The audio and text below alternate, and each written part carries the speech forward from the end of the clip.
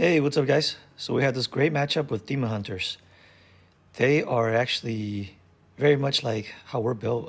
Mostly just it's pretty much balanced from top to bottom, and then they had a couple of really strong guys at the top, and we kind of just figured out ways to take those guys first, and then basically try to facilitate resets. I think going in, we were pretty certain that whoever gets the second reset is going to win this war. So, and then looking at this, their like 70K plus guy. I think his name is Leighton. I think. Yeah. So we were like, how do we take on this defense? Because like, I think with the exception of Polar Bear on our team, nobody's anywhere near this guy. And speaking of Polar Bear, huge shout out to him. Another 900 plus performance. The exclusive 900 point club. I mean, I don't know. I don't know if I'm sure people can get 900, but that might be the highest for now. I mean, I think at some point we can probably reach 1,000, but for now it's very impressive, I would say. So I think we came up with the idea of just going in with the yellow team first to take out Almist. And then, once you get rid of Almist, you can come in with, like a green heavy team with Isadora and stuff. So, Almist doesn't feast off of Isadora. I actually made a big mistake here. I think at this point I should have targeted Irelia. Mostly due to how Palmera has that annoying damage reduction buff. Like the more skills you use on her, the less damage she receives. So I actually had like a full, like damage or a full full force. Like everyone fired their special, right? So had I put that on Irelia, I probably take all the shield out that first time around, and then this time around I can probably actually take her out. So yeah, I just like those minor things make a huge difference in wars like this. So I wasn't able to take her out, and then and she hits like a truck. I mean, like if I don't have a like basically full shield on, she's just gonna one shot everyone on my team. That is. So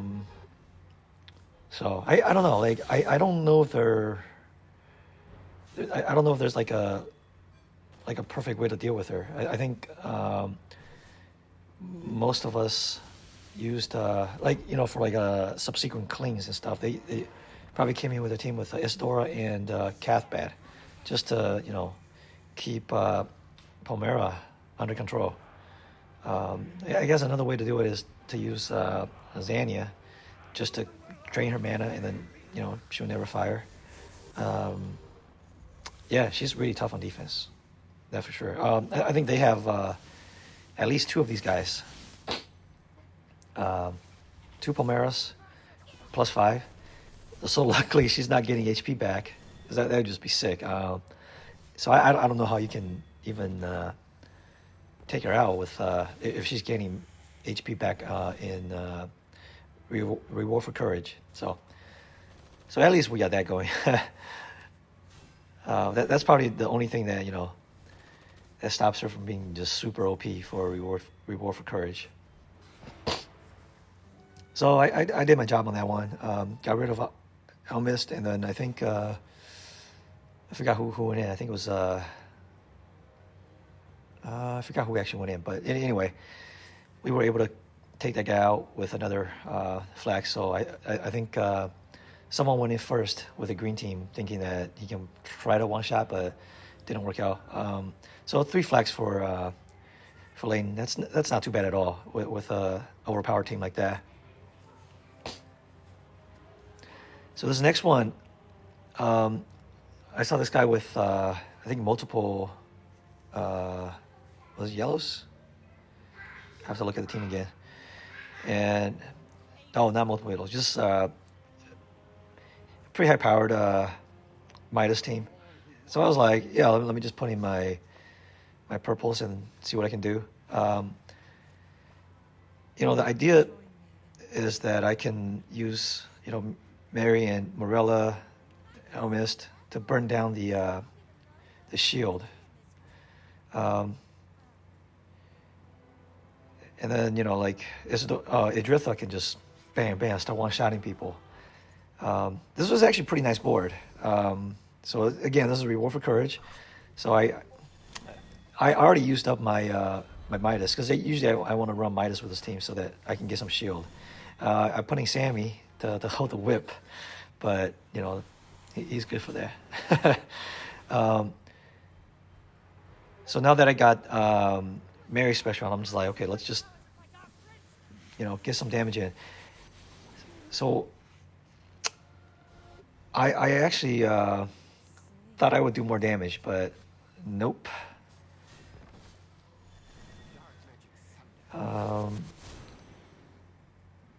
So now I'm just like hoping for another just recharge, and then I think I took out what's her name? I probably should have taken out Garabeth here. Yeah, I did, because oh no, I didn't. So with Midas having his what is it called, overload, should have just done that. But anyway, it's Garabeth got Mary bombed, so not too bad. Yeah, at this point I was like, so can I snipe down Irelia and then snipe Survivor, and then hopefully I can get enough stones to fire one more time to get what's his name, Melfort. But I don't think I was able to do that. So there's another thing worth mentioning. They had like this crazy bug where they made all the, I think, Royal Guards immortal. Basically, you can't kill them, and that had a little effect on this war. I think, for the most part, I think we recognized that was a bug and stopped attacking. So I think they used maybe I don't know, maybe like another 10 flags or so after it was pretty obvious that was a bug. I don't know if you. I mean, maybe that they could have scored, another maybe 1,000, 2,000 points with those flags. So it probably affected the result a little bit, but I don't think they would have won even if they one-shot everyone with those flags. So yeah, I mean it's almost expected now that every update you're gonna see some crazy bugs. Yeah, I don't know, it kind of sucks, but I guess it happens. Yeah, so now I'm just trying to stall, and then he's gonna fire. That passive actually got me. He was doing a lot of passive damage to me early on, that is. But yeah, I don't like to go against Melfort in one of these 1v1. Melfort is one of the most tanky heroes. So, and I think he has Angel's Headstone on. So, to charge out Elmis, I have to, keep on cycling tiles or stones. But that's just giving him more shield. So, quite unfortunate. I wasn't able to take him down.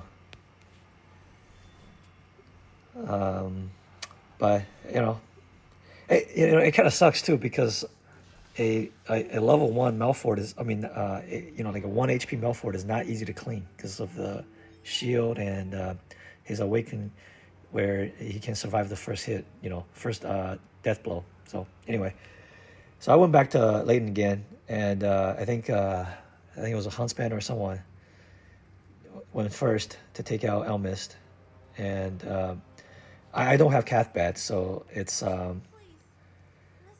ideal, but I thought I had enough to take out Palmera, and it almost backfired on me. So, it's no joke to take on these. 4 of his heroes are 190, and so they have boosted stats. And we're pretty certain your damage output is related to the ratio of your you're attacking and over their defense stats. So I pretty much couldn't do much damage to him for the most part.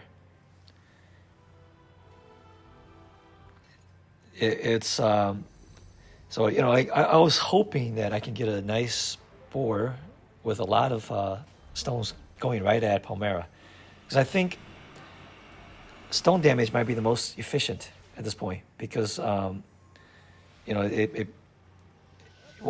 not charging her up with the whatchamacallit, the damage reduction buff, and then I'm doing significant damage, because I can probably do around 100 per stone to her. I don't know, we'll see. So that has damage reduction buff on to 3 stacks. So I think it's like 80% reduction. Yeah, it's really tough to take her out, especially when she's one-shotting green heroes. It's just like, it's sick. And I think I made a mistake too. Like that's why I had to wait like a couple turns to fire Philia, because I out of habit I went with Estora first. That's kind of how I position my heroes. Like I put them, I play with my left hand, so I use my thumb. So left to right. But anyway, so yeah.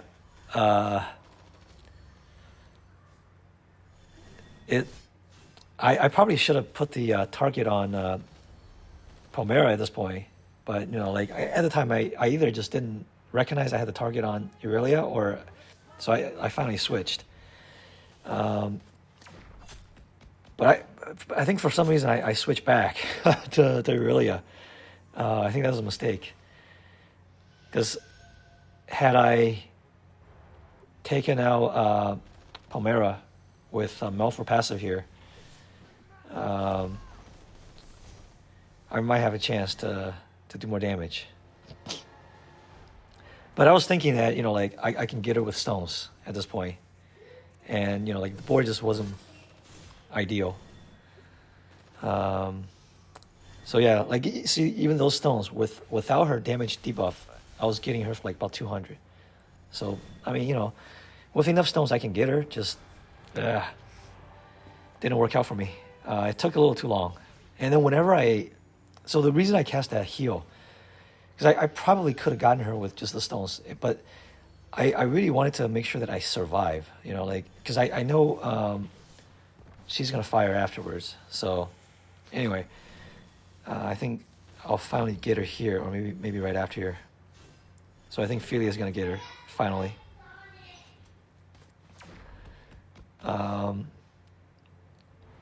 Yeah, I probably didn't play this to, optimally. I think had I planned everything out a little better, I don't know if I can one-shot this, because Midas and Malfor are still annoying. Because once I started losing heroes, I think Show Min is actually very key for this lineup, because how he charges the mana of everyone. So once I lost Show Min, I was probably in trouble. And then once I lost Gardor, I probably didn't have a chance. But yeah, I mean, at this point, I was just trying to do the most damage as I can, and then I just figure I can come back and clean it up after myself.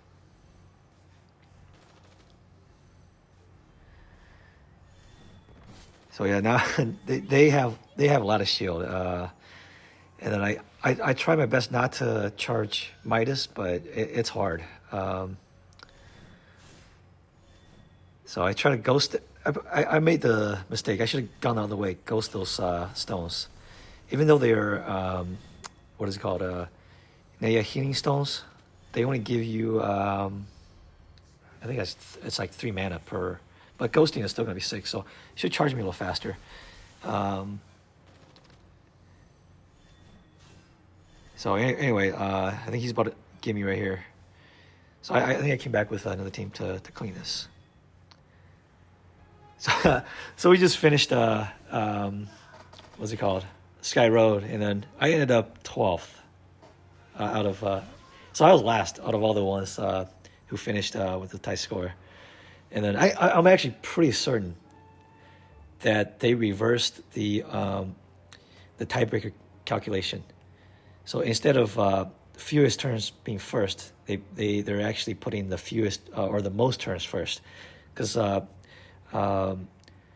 Fluffy,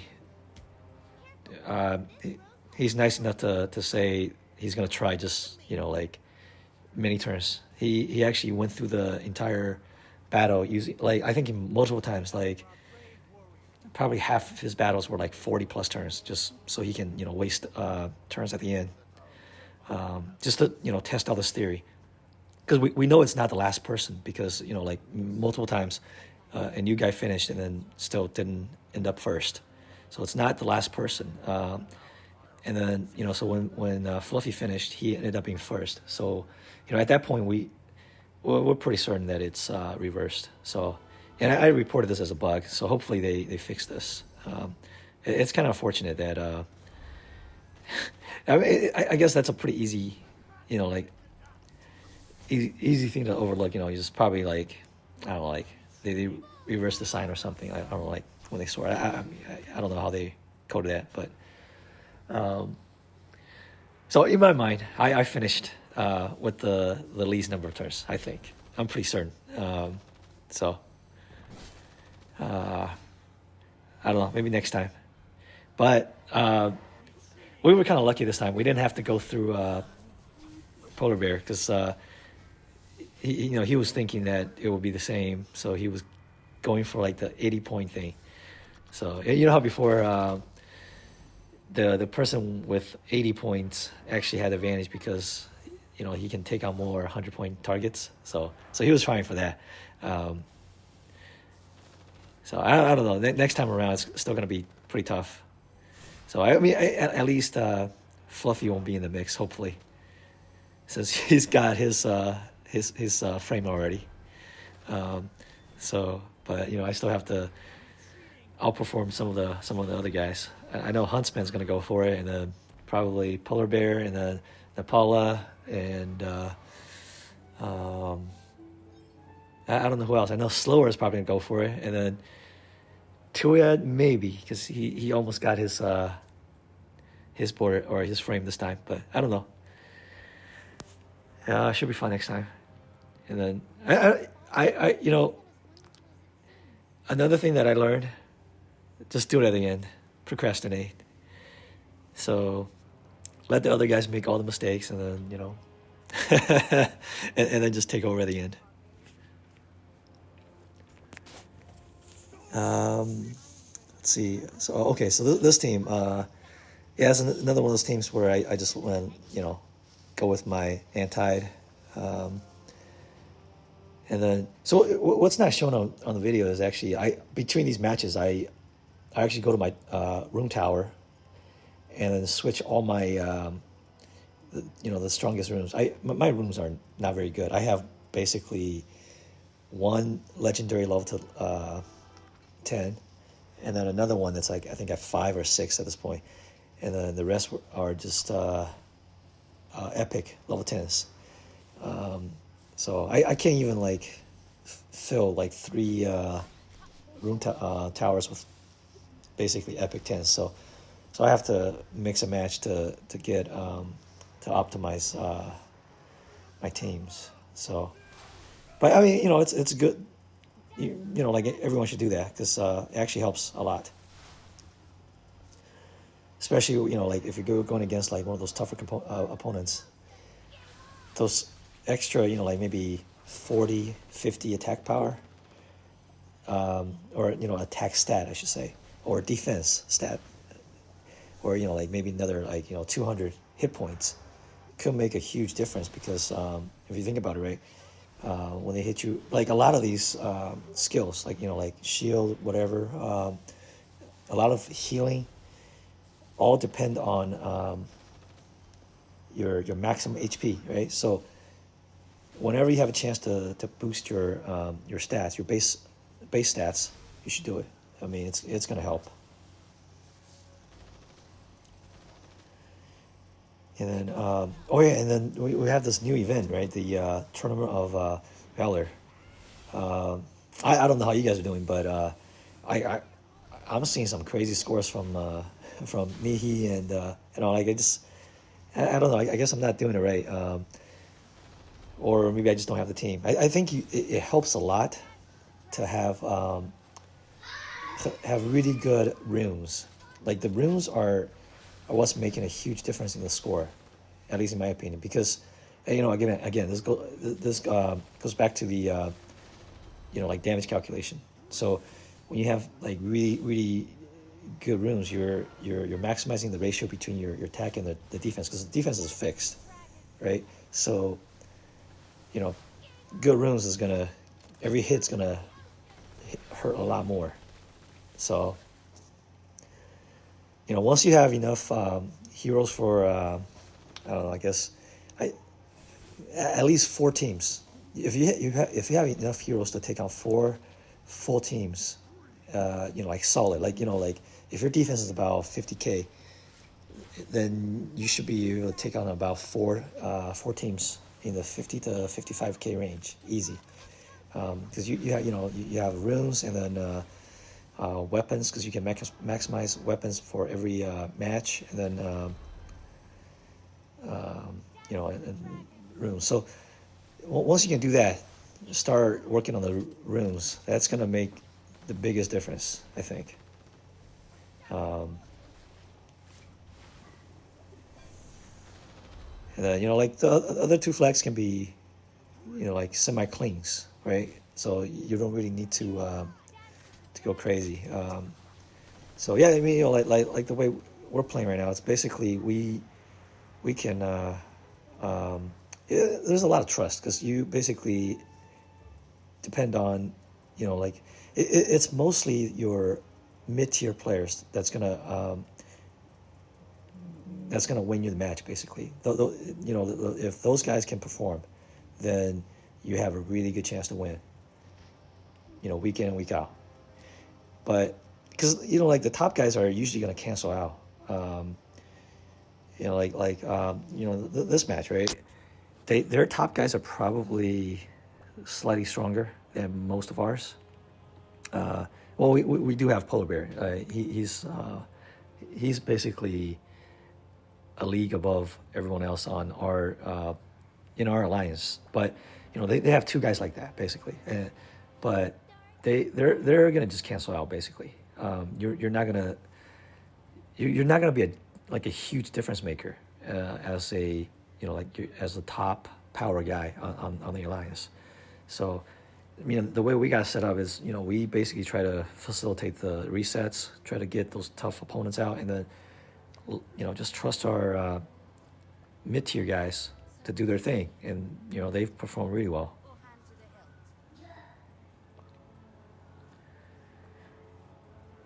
And then so I'm back to and then like this new hero, Samuel. I don't know how I feel about him yet. I I did love him up, and I think right after this war, I actually maxed him to or not max. I loved him to 180, and then like I've used him a few times. I think he's pretty good on defense, because a lot of time if you go with an aggressive defense, then your attacker is gonna come in with some kind of heal or damage share, like Jane or whoever. So Samuel can he can kind of make him think a little bit, right? And then I think he's also really good on for Tower of Courage. Like those later levels where the first chamber, like in spirits, right? The first chamber, they heal whenever you match a lot of stones. And for me, I usually use my purple team with Elmis to deal with that. So with Samuel, now I can. I already finished, but if I still have to play it, now I have a like a second team that I can deal with the healing. So I think that's great. And then for for campaign, I think he can help with some of those stages where you have those healers with Damon, right? So I think he's gonna help with that. For PvP attack, like this match, right? I brought him to essentially counter Isadora, but once you pair him with other reds like Sigma, then he's not really that useful anymore. I can't really think of a solid team for him now, but if you have ideas, throw them out, and then maybe I'll test them out. But he is a good counter for Jane and Isadora on defense. Like if you're attacking the Jane team, just put them on Jane, and then it'll be over pretty quick for Jane. But at this point, we're all pretty used to dealing with Jane and Isadora, and those sheer damage and healers. So he's nice, but I don't think he's game changing. He's not groundbreaking or anything. He's not gonna bring you anything new. So I don't know. Still a pretty nice hero. He doesn't hit as hard, I think. I think he's about the same as Wukong. My Wukong is just base. I don't have any awakening on, and I think he hits about the same as Wukong. So, if you already have a couple of red snipers, you probably don't need them. Anyway, I think right after this we actually pull away from them because they were not able to reset us for the second time, if I remember correctly. So anyway, thanks for watching.